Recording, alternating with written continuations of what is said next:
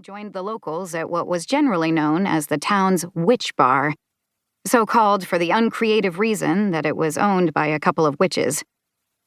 There wasn't a whole lot else to do in the evenings in Harborage.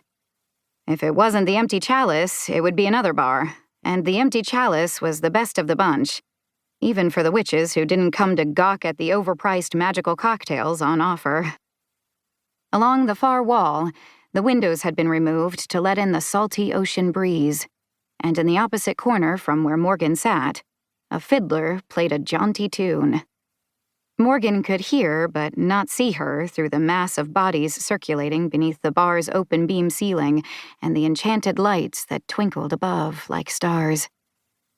Those lights moved nightly to reflect the changing constellations, creating the impression that what was indoors was actually out.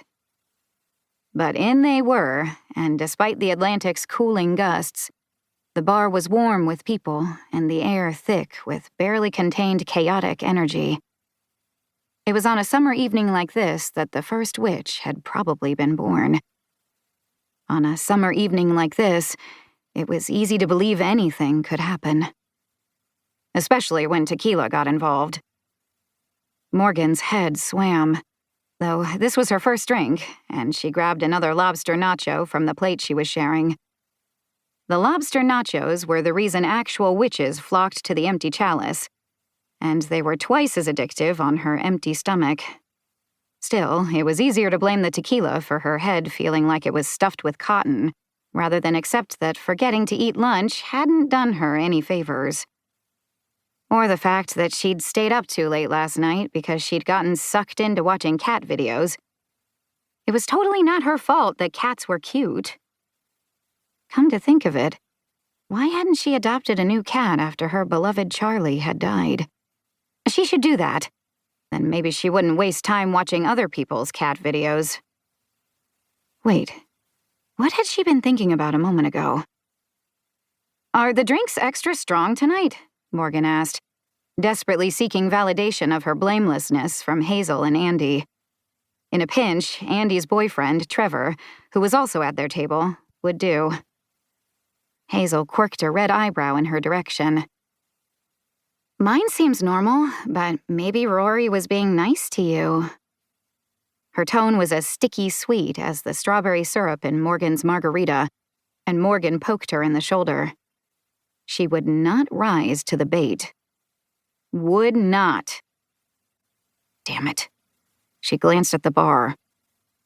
Rory Sandler was putting on a show as she made a drink for a couple of tourists.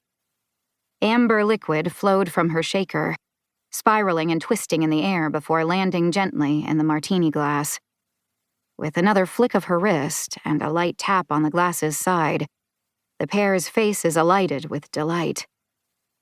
Morgan couldn't see what Rory had done, yet, but she could guess. She'd frozen half the drink, and knowing Rory, she'd turned the ice into something more than boring cubes. Sure enough, a golden heart slowly rose above the rim, then settled into place, floating on top of the cocktail.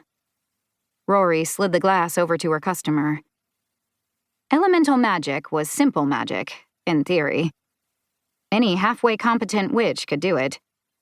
Boiling or freezing water, lighting or extinguishing candles, they were the first sorts of spells a young witch learned.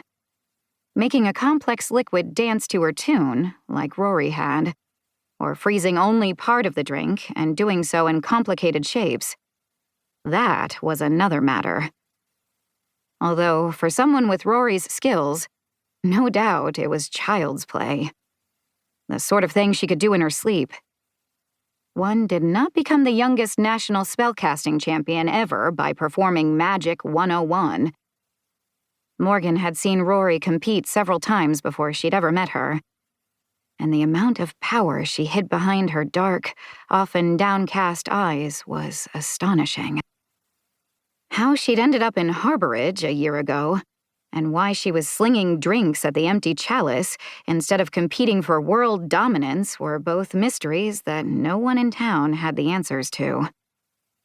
In fact, now that Morgan considered it, the possibility of being served a drink by the Rory